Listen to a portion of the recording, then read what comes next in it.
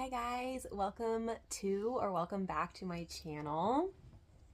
I'm Stacy Aker, your host of All That I Am. I'm really excited to do a video like this. I figured I hit over 100 subscribers, which I know to a lot of people that's nothing, but to me it's like everything. Counting my, blessings, no matter how small.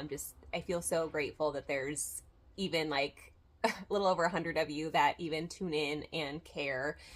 So it's just such a nice, just a nice feeling. So I thought that I would just kind of like introduce myself, give you guys a glimpse into like who I am and how I got to be where I am today. I know if there's any of you that like grew up with me or have known me, for a few years or whatnot, you could probably see this huge shift in my life, this big change. And for the last few years, I've kind of been a little bit of afraid to open up and talk about things, but it's been really placed on my heart to finally open up and share my journey with you guys. So I'm just gonna get comfy. I got my trip blanket here. I will link the I think it's Psyched Substances. Me and my husband Matt, he actually found this YouTube channel, Psyched Substances. I'll link him in the description below.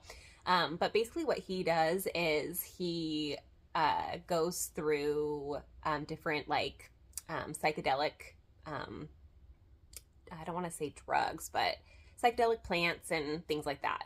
And so he talks about the science behind them, and he even like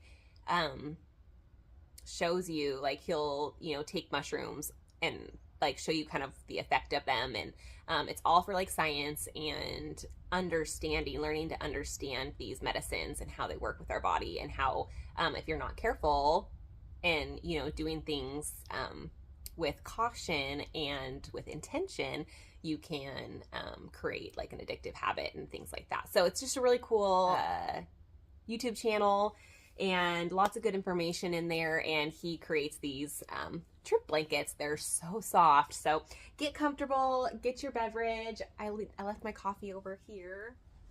This mug, the cutest ever. It's backwards to you guys probably. If you are grateful, I will give you more. It is like the law of attraction, and it like through and through, like attracts like. So I am so grateful for my followers and this space to just be me and open up, finally setting my soul free. That's what it feels like. Truly feels like. All right.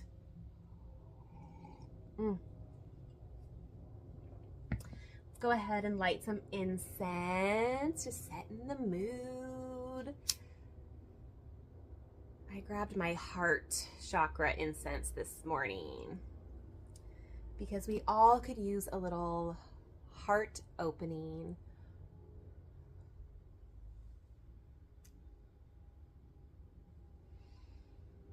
I just love incense and candles and all things cozy.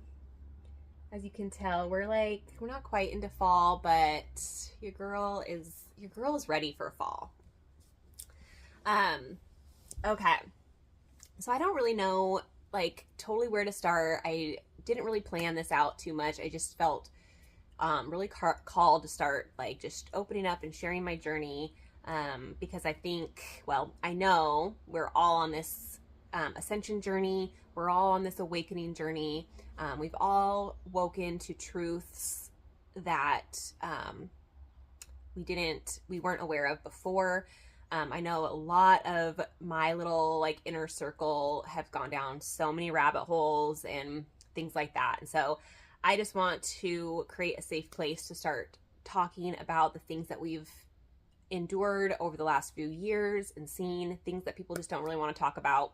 But your girl is ready to talk about them. So I just want to give like a quick little like rundown of who I am, where I came from, things like that. So I am 37 years old, 37 years young. I feel so much younger now than I did like 4 years ago. It's crazy. I really feel like I am aging backwards, literally. All this inner healing I've done on cellular levels has literally like regenerated my cells. It's like my skin is clearer. I grew up with like bad eczema, probably from too many of these. If you've gone down that rabbit hole, you know. But it was something that really in my childhood traumatized me. Having bad eczema breakouts where my skin would be bleeding, my hands, like I still feel like I have old lady hands. Lots of wrinkles, lots of lines on my hands, but I used to literally be called granny hands. Like my little like elementary school self, that poor little girl, like being made fun of for something that's completely out of my control, right? Like crazy. So yeah, I was made fun of for my skin. So now to be at this place where like I still have like, I still can sometimes feel like self-conscious of my hands being like looking like their old granny hands, but I have learned to love that part of me, and learning to give that inner child version of me, because that little girl still exists, who was bullied and made fun of for her skin. And so being at a place where I've been able to heal that part of me and be comfortable in my skin and not always have to show up with makeup, it's been life-changing. So yeah, I grew up in Juneau, Alaska, all 18 years of my life there. And so I was so fortunate to grow up in a small town where I could run the streets with my childhood friends, and we all lived within like a couple blocks from each other. So lots of memories of riding bikes and playing in the woods, and like it was a great childhood. Most of my memories are just really great.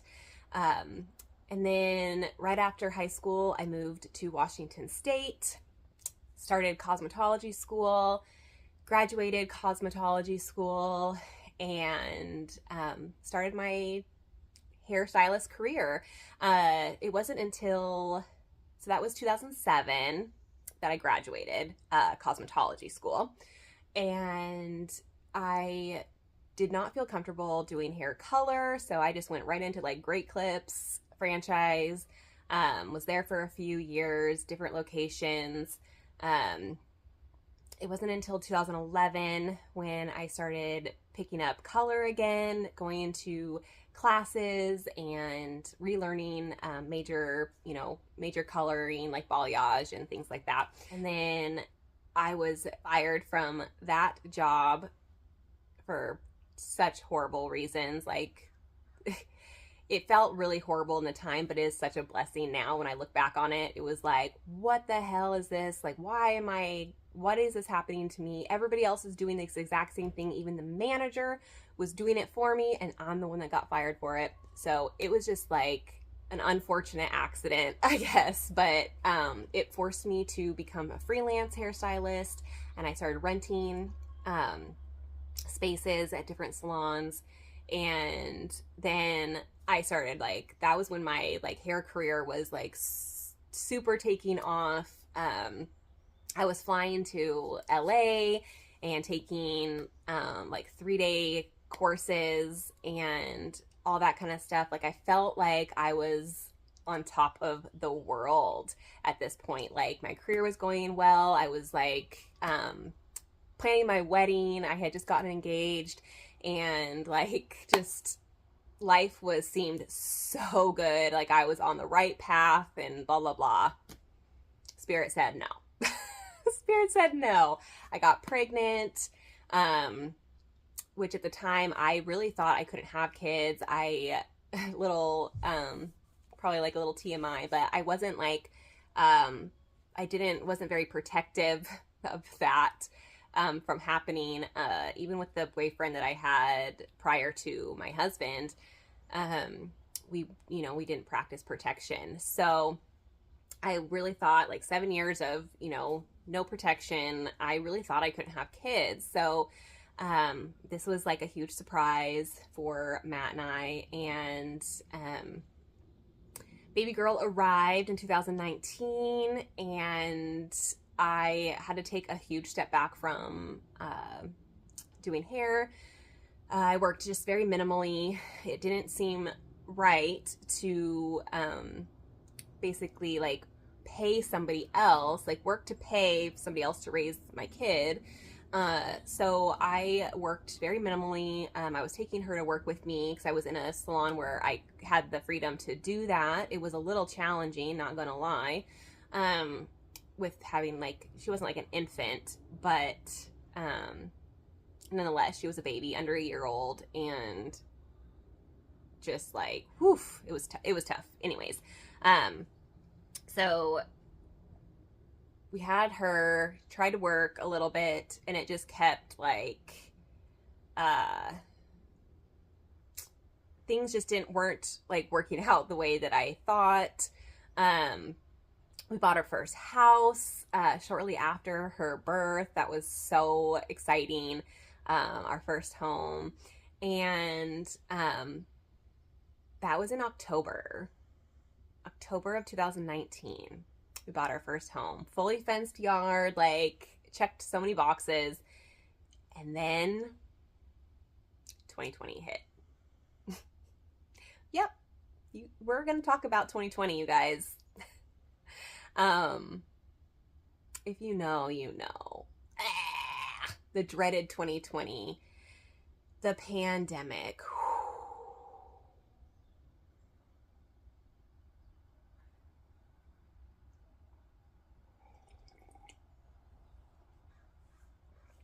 I'm going to be really, really vulnerable, really transparent here, because I don't want to offend or anything like that. This is my personal experience, my personal beliefs. So you don't have to agree with me.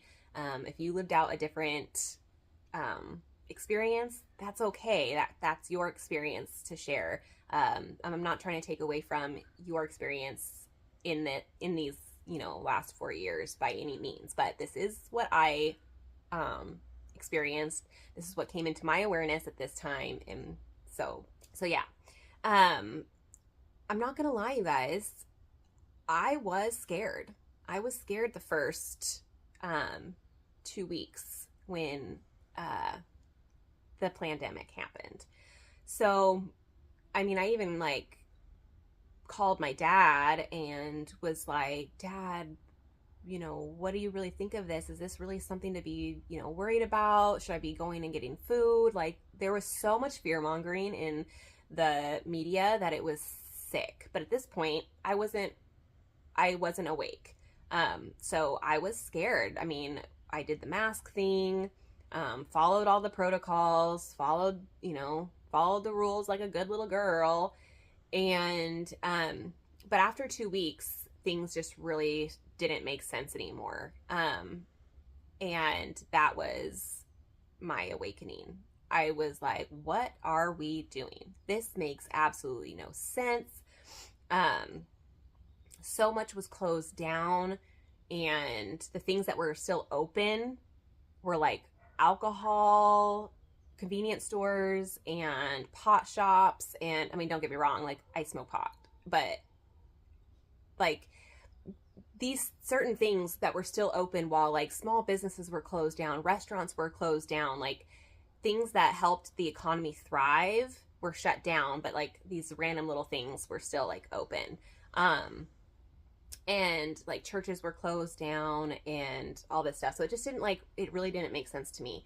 And then when they started like, when the things kind of like started reopening, and like they were, creating like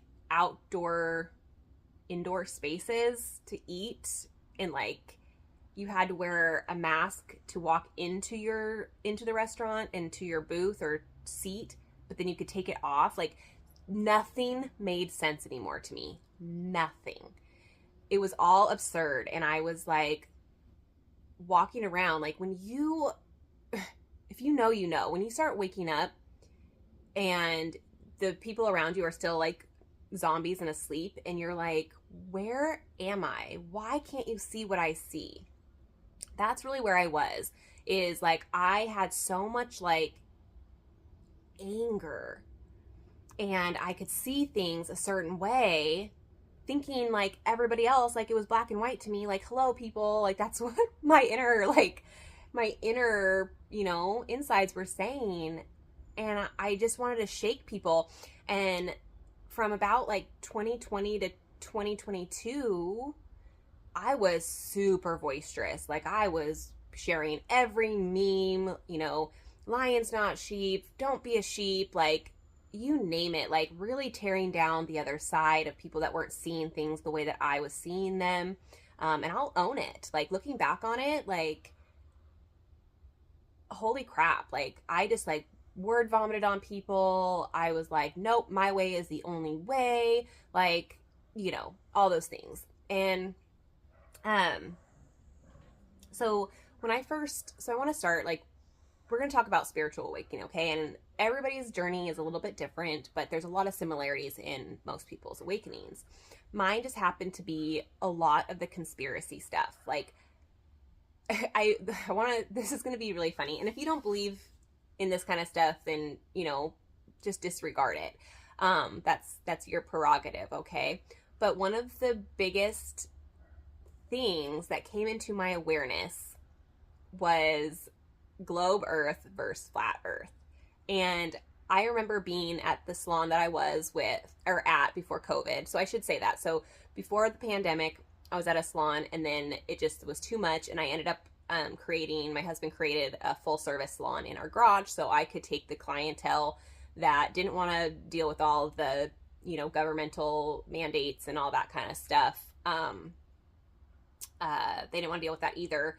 So they just followed me into my garage. And just want to say, if you are one of my clients who has followed me year after year and into my freaking garage to get your hair done, like, I just want to say I'm so grateful for you. I love you guys to death. You keep that little bit of income in my pocket, and I'm just forever grateful. Never expected people to follow me into my garage, but that's where life has taken me. So anyways, I remember being at the salon before the pandemic hit, and one of my coworkers, she had a client that was a flat earther, and she was like, oh my God, my flat earther is in here, blah, blah, blah. And at that point I was like, who the fuck believes in flat earth? Like, give me a break, right? So much indoctrination in that statement right there, okay?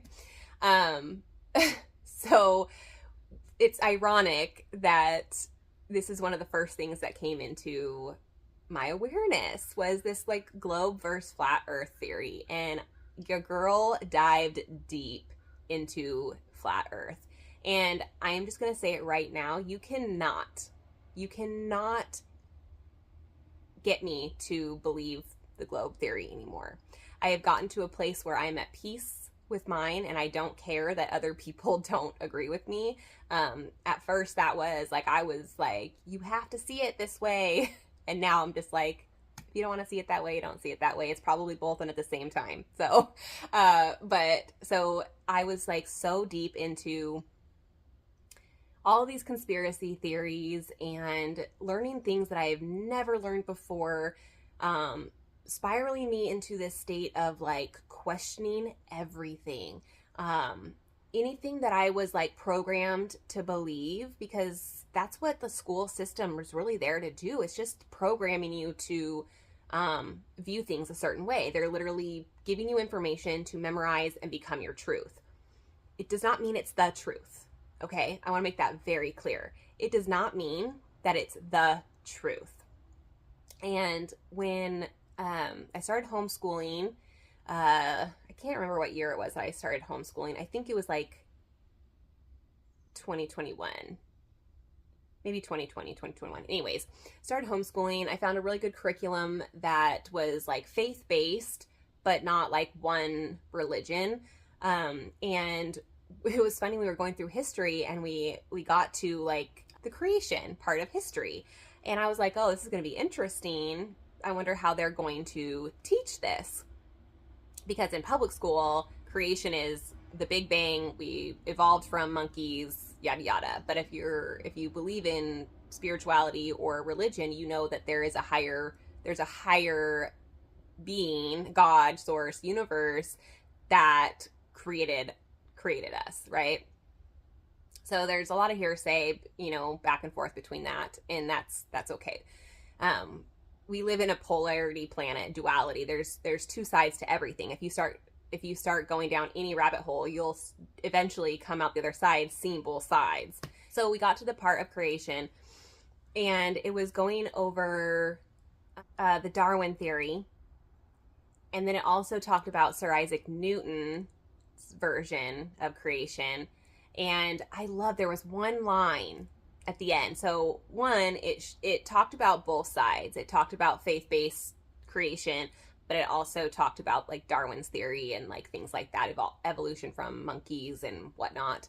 But then at the very end, it said, keep in mind that these are just two man's theories.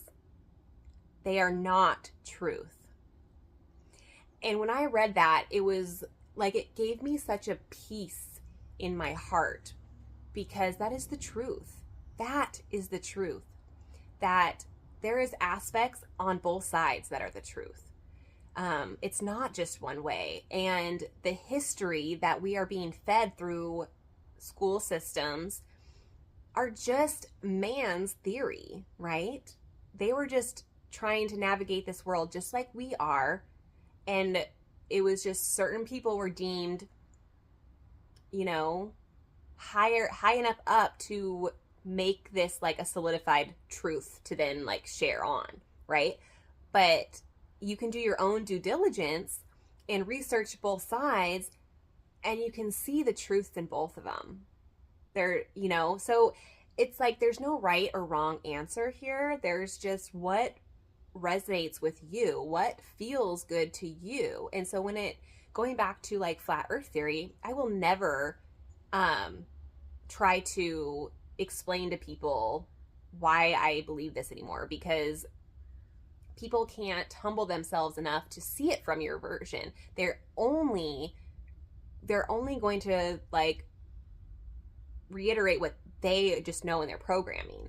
And so that's one key way that you can know that you're on a spiritual ascension, a spiritual journey, is because you start questioning things. You start saying, well, I was programmed to believe this, but I'm going to actually look into it now and see if I actually believe it to be my truth today. And so when I started doing that, when I started looking into NASA and the heliocentric model, all they do is just throw out these ginormous numbers and mathematical equations that all happen to lead to like 666. And it's just crazy. And then when you start to learn that NASA in Hebrew means to deceive, and like, oh, the rabbit hole goes so deep, you guys. If this is like sparking your interest, just start doing your own research. You have the power to do your own research and see what sits well for you. And so now, learning how the sun and the moon work on a flat model, when you learn how the seasons change and eclipses work on a flat plane, it makes so much sense. You can actually test it yourself. The things that the heliocentric model teaches you, you cannot go test for yourself with your own eyes, your own feelings, your own senses. So to me, the heliocentric model tells you to not trust what you are seeing and hearing and feeling, and it's making you believe in something outside of yourself. And that's truly what I feel with that. And so anyways, I'm not here to prove flat earth or anything like that. That is just one of the big things that really started opening me up to all of this, all of the lies and deceit that we have endured, like majority of our lives. If you have been somebody who's gone through the public school system, you have been indoctrinated. And that is my truth. That's my stance. That's what I'm going to believe in. Now, I'm not saying the public school system is bad by any means. To me, there's no good and bad. It's an experience that you wanted to. So I homeschooled my stepson and my daughter. But he's, 13 now, and he was really wanting to go back into the public school system. He wanted that experience. And where I'm at today as a parent, I was like, okay, it's your life ultimately. I'm not here to control you. I'm here to guide you within your own personal human experience. And so, did I have hesitancy?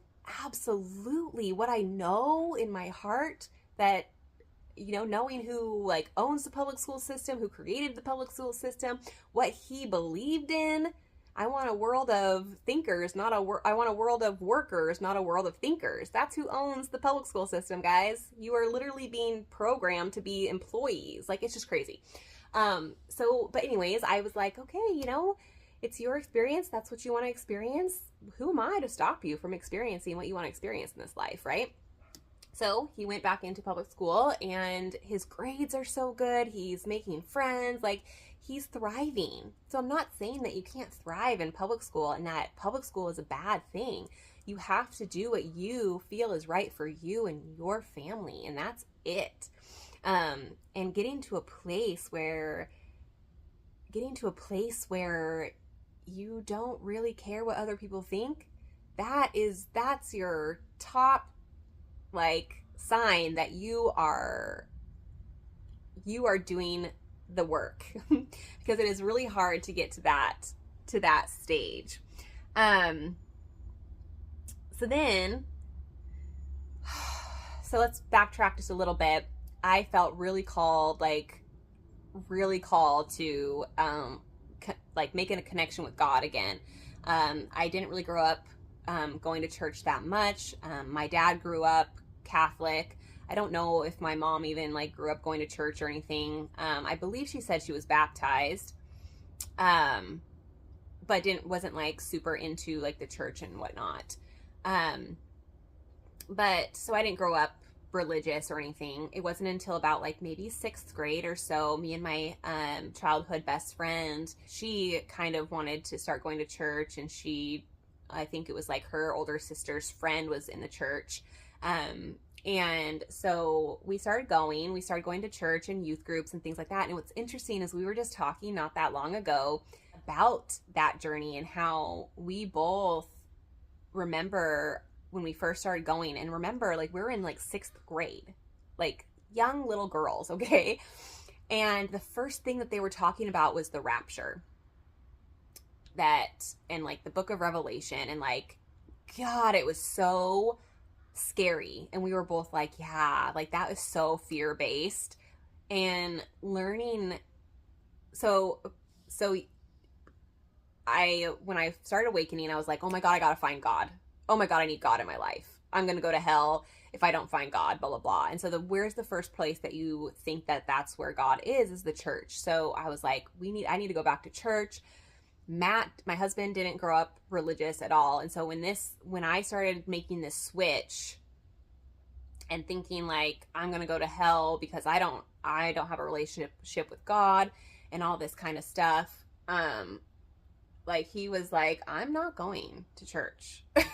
And I was I remember crying on my daughter's floor, and he was in the bedroom, and you can see from our bedroom door, you can see into our daughter's room. And so I was brushing her hair or something, and we were kind of talking from the rooms, and I just started crying, and I was I don't want you to go to hell, and all this stuff. And it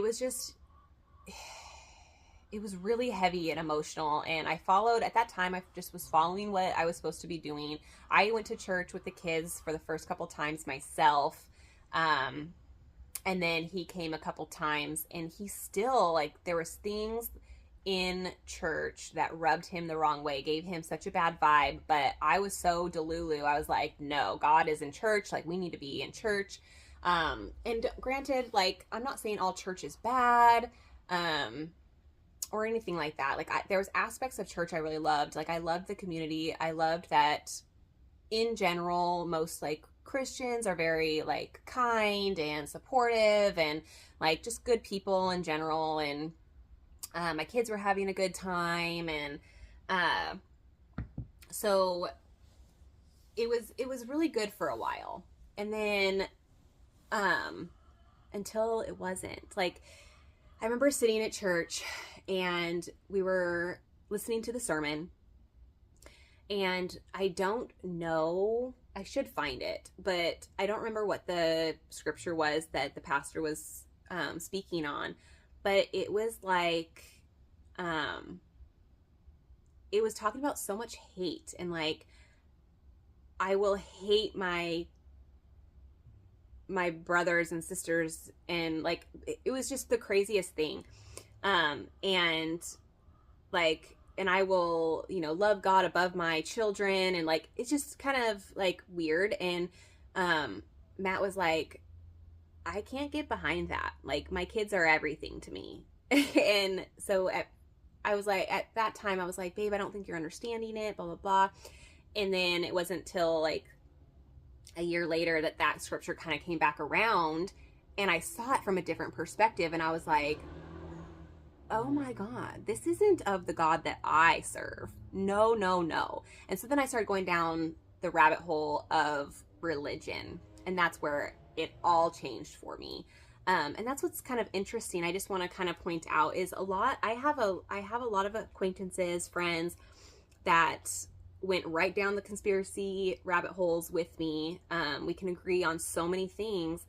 But the one thing that's very interesting to me is I have a few of my acquaintances / friends who are still very religious, claim to be Christians, things like that. And what's fascinating to me is that all the rabbit holes that they've gone down, why haven't they, or why haven't you gone down the rabbit hole of the corruption in religion? That's what's interesting to me. So I started reading like books like Mary Magdalene Revealed, going down the true history of Mary Magdalene in the Catholic religion, and possibly in the Christian religion, but mostly in Catholic. She was deemed the harlot, the prostitute, like so untrue. Like they demonized women so much in the church. And you can see that in like the biblical, canonical version of the Bible that we know today. They've taken out almost all of the women's voice. That should tell you something right there. Okay. And so when you start actually doing your research and learning about the Ethiopian Bible, which still has the true 88 books in it, and learning about the truth about Mary Magdalene and the book of Thomas and the book of Enoch, and like all of these things that aren't taught to you, it connects so many pieces, and it truly leads you down this path of enlightenment and understanding that God is not something outside of us. It is through and through within us, in every cell in our being. And Jesus, Yeshua, was his true name, and he was just trying to show us that. He went up against the Pharisees and told them that the kingdom of God is within you. And because the Roman Empire at the time did not want people to stray from the church, from religion, because it was created to control.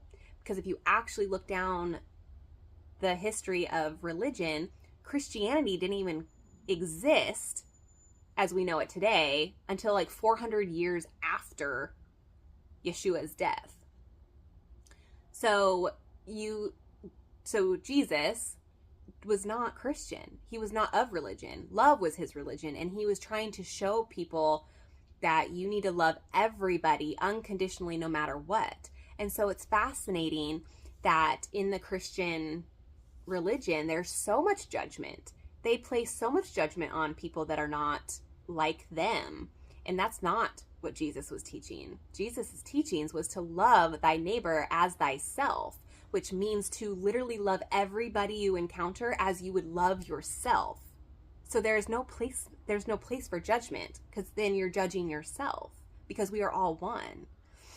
And so going down the true teachings of Christ has just really like amplified like my awakening.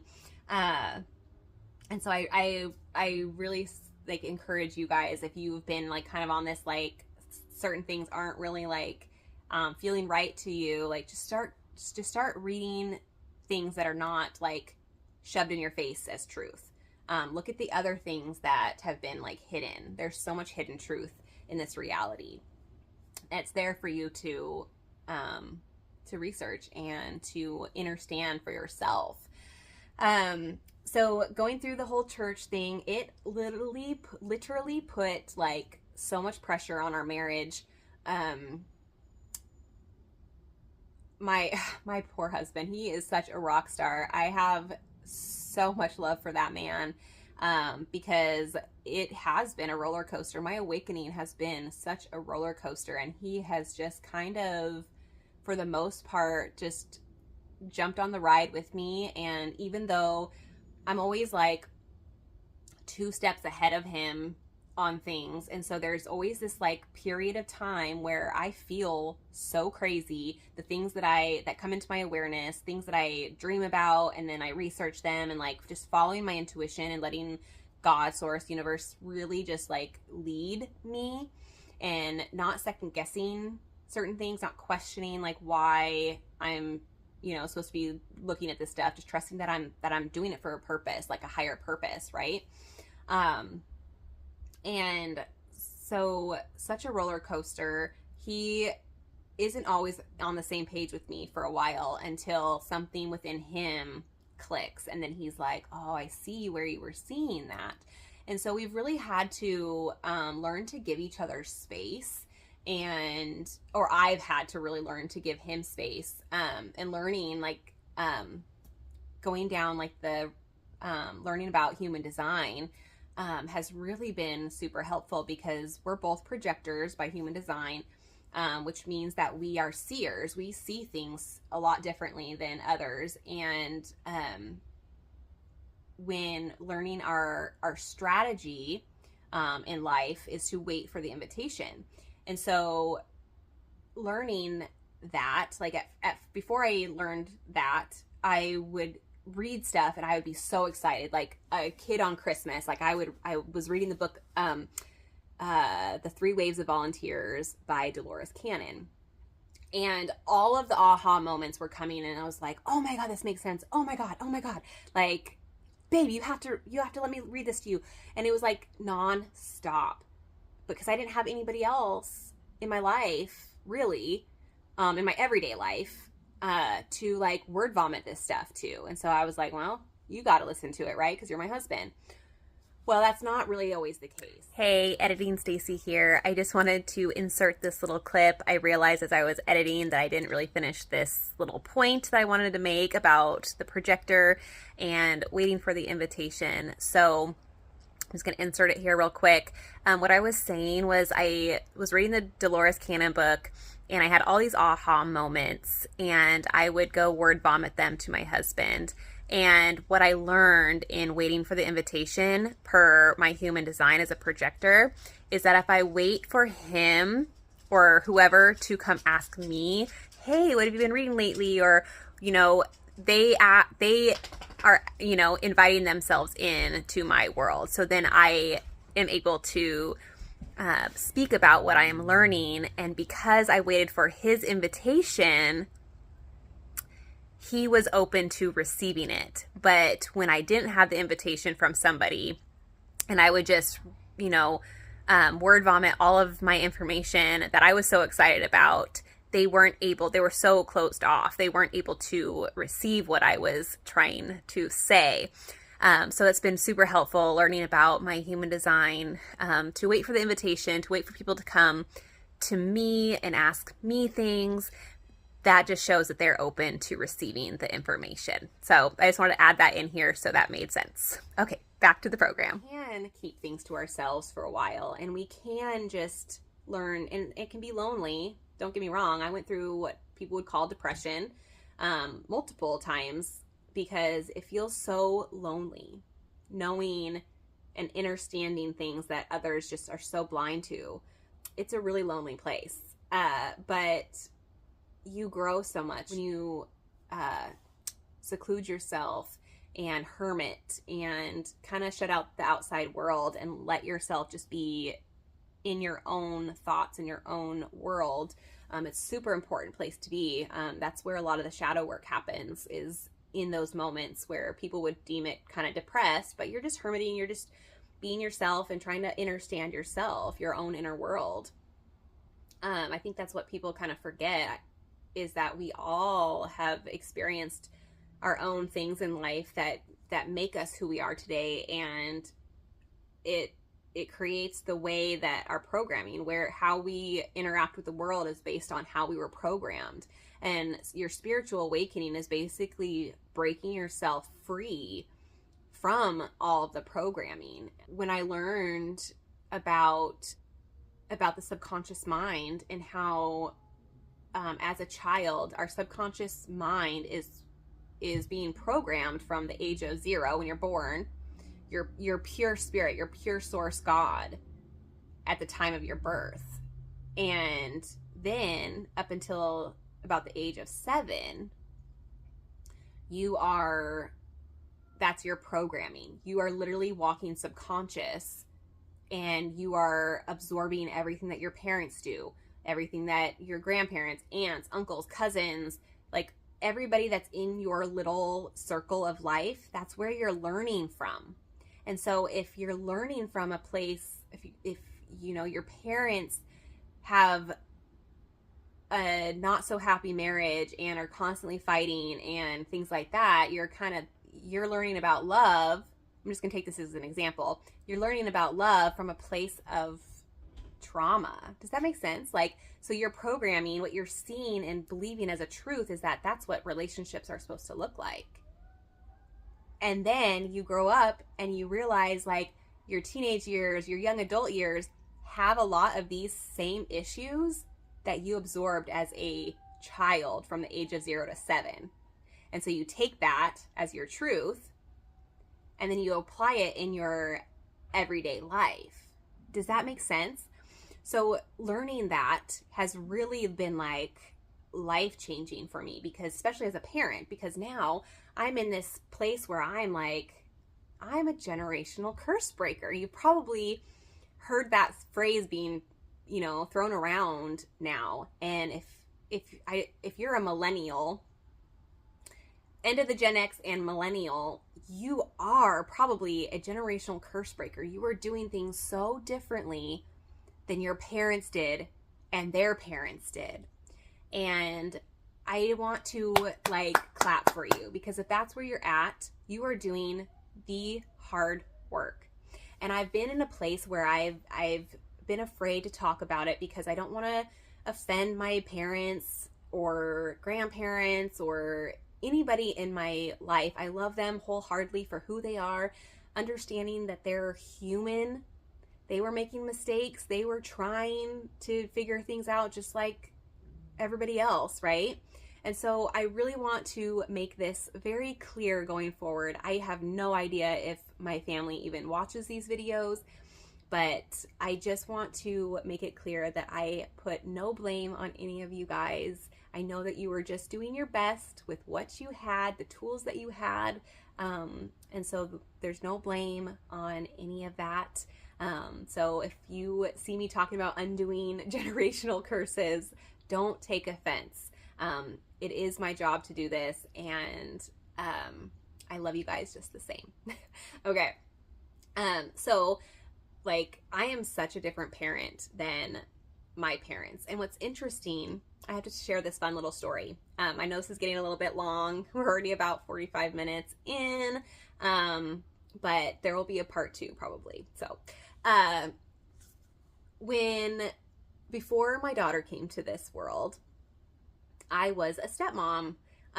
My stepson is really truly who started me on my mom journey. He was 3 when I was introduced to him. He's now 13. So we've had 10 years together, and it's been interesting looking back on who I was as a parent, who me and my husband were as parents. And then my daughter came in. So when Kellen was little, we were literally just re-vomiting everything that we saw. The key term was, well, my parents did it that way and I turned out fine. So we were so strict, and my husband came from a very strict family. I grew up fairly strict family, and so we just kind of like just did the same thing that we thought was the right way to do it. And then my daughter was born, and I still, in her first year here, I was still in the same mindset. I was even spanking her, but then I would have this guilt, right? Like, it's like, well, I was spanked. I even had the belt and wooden spoons. Like, holy crap, it's just crazy. And so I would spank my daughter, but then I would have this guilt and this shame would wash over me, and I would be like, why am I doing this? Why do I feel like she's deserving of this? And so I probably only spanked her I don't know, maybe 4 or 5 times before I was like, this makes me sick. There's no amount of misconduct, if you will, misbehavior, bad behavior that this little child, this little baby is doing to deserve this, to be spanked, to be beaten. Like, not beaten, but like, you know what I mean? Like, to have physical harm put on you, for whatever it was my issue. And that's what I think is really interesting, and a lot of people don't really understand, is a child doesn't know right from wrong, really. They're walking subconscious. They're just trying to learn and navigate this world. Every day is like a new journey for them, a new adventure, and so when they do something that we deem as like bad behavior, it's kind of our job as a parent to not just like react, but to ask, why do I think this is a bad behavior? What is it something from my childhood, my programming? Is that why it's triggering me? Is that why I'm mad right now? Like, the way that we react to our kids is everything to do with something inside of us. And so I found it really interesting. It was, February of 2023. I had my first Reiki session, and I'd been drawn to Reiki for a really long time, energy healing. And I did some research and found a lady that I was really drawn to. It just happened to be that she was like Native American, and I grew up in June, Alaska, which we have a lot of like Tlingit and Haida and these Native American culture, kind of, embedded in that town. And, so it was just interesting that that's what I was really drawn to. And she was, I think she said it was like she's been doing Reiki for like 30 years or something like that, 20 years. And then she's been on her like shamanic journey, becoming a shaman for like the last 10 years. So I was super intrigued. And so I go and I have this first experience, and I'm just laying there, and she's, starting to do her energy work, and she kind of stops what she's doing and she goes, "Do you have a daughter?" And I was like, "Yes, I do." And she she wasn't supposed to incarnate during this lifetime. And I was like, really? And she goes, yeah, you weren't supposed to have children of your own. And I had I have chills right now, like the amount of chills that ran down my back, because I knew that I wasn't supposed to have kids. Like something in me was like, oh, I just can't have kids, right? And so she's like, you were going down the wrong path. You weren't doing what you were, set out to do on your divine path. And so she was, up in the spiritual realms looking down, and she had to come in and save you. So that soul incarnated as my child, and life has been forever changed. The parent who I was to Kellen is not the parent that I am to them today. And I've gone down, journeys of apologizing to Kellen for things that we did, as parents, and letting him know that just because we're doing things differently now doesn't mean like anything. We were just growing. Like having these conversations with our kids has been so life-changing, and talking to them like they're human beings, and being so open and allowing them to see the raw and the real authenticity of us. Like I was just telling my dad the other day, like I wish that they would have been more open about like their experiences. Like I didn't learn, that my parents, did drugs and, things like that until I was way older. And when you're a teenager and you're being like confronted with all these peer pressures to drink and to do drugs and to do these things, I want to be a safe place for my kids, and I want them to know that I experience those same things, and that it's inevitable. You're going to be tempted in this world. That's what earth is. It's my true belief that we are heavenly beings, and we come down to earth to experience not heavenly things. And we can probably all be in agreement that there's not heavenly things here on earth, right? And there's no good or bad, right or wrong. We're just here to experience all of it, the full spectrum, from fear to love and every emotion in between. And so I just feel really called to tell you, if you've endured not so good things, horrible things, to be honest, like it's okay. You are meant to. Your soul chose to experience those things, and you should be really proud of yourself if you've gone on the other side of those horrible things, and you've started your healing journey, to know that you don't need to feel guilty or shameful for the things that you've encountered and endured in your life, that you chose to experience those things so that you could grow and learn from them. So yeah, just learning to share who I am through and through with my kids, so that they know that even though they might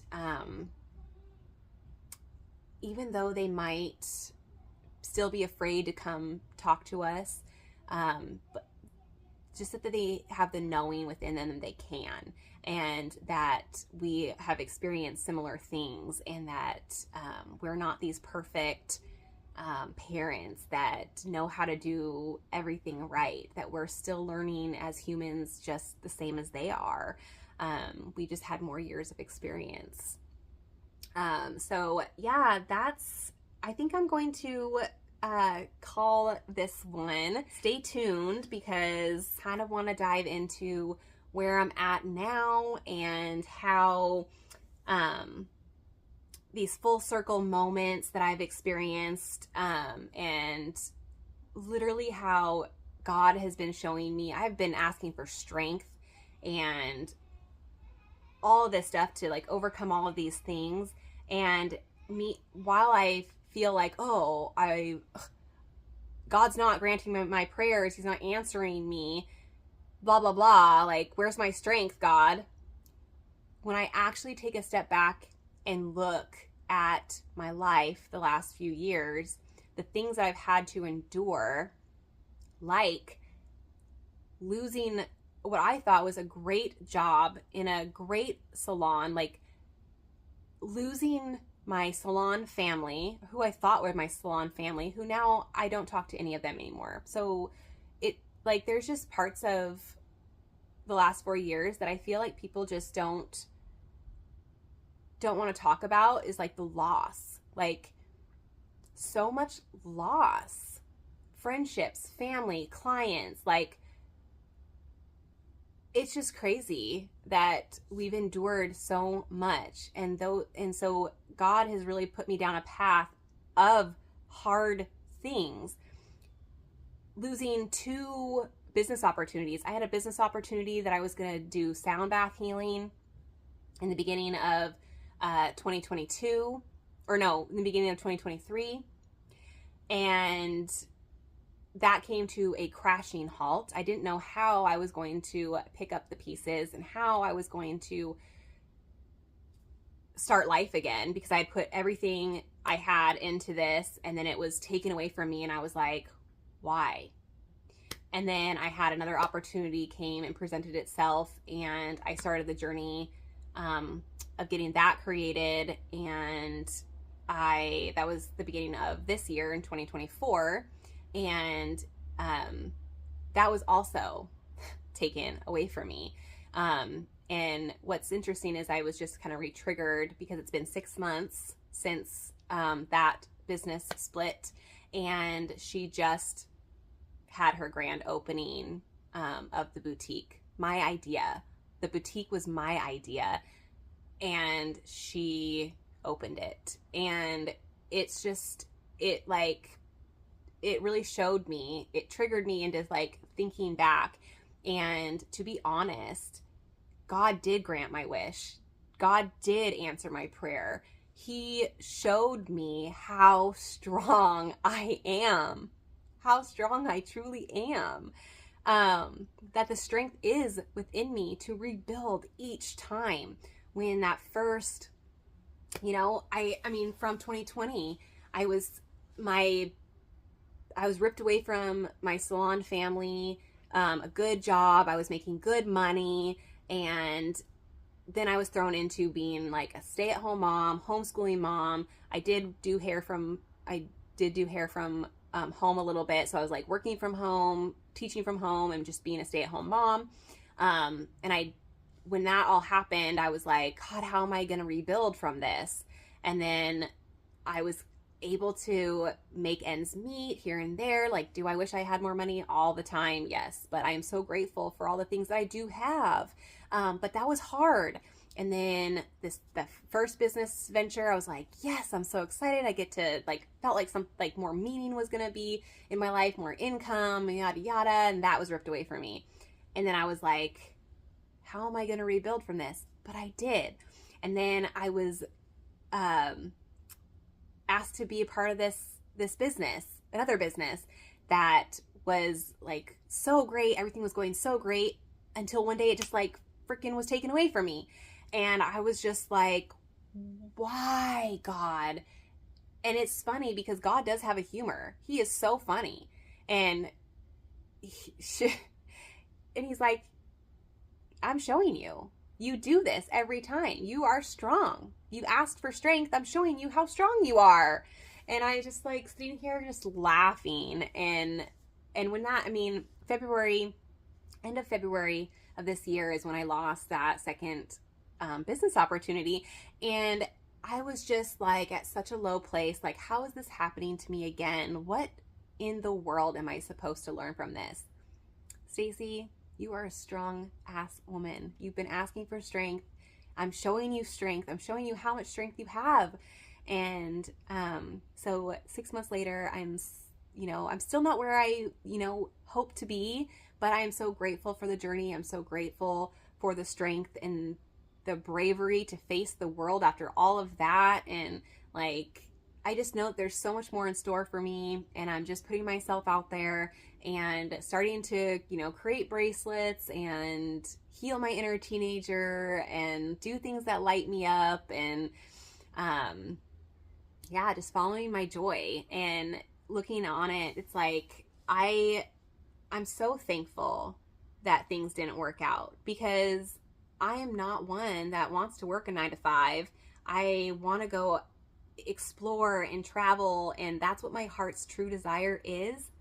And so God ripped away things that I thought were what I wanted, because he knows my heart, and he knows that if I would have followed through with the boutique, I would have been strapped to this boutique from, working all the time, and my true soul does not want to be working inside of a building for so long. And that could have, been years. And I'm just sitting here and just in awe of how the universe truly works. And so yeah.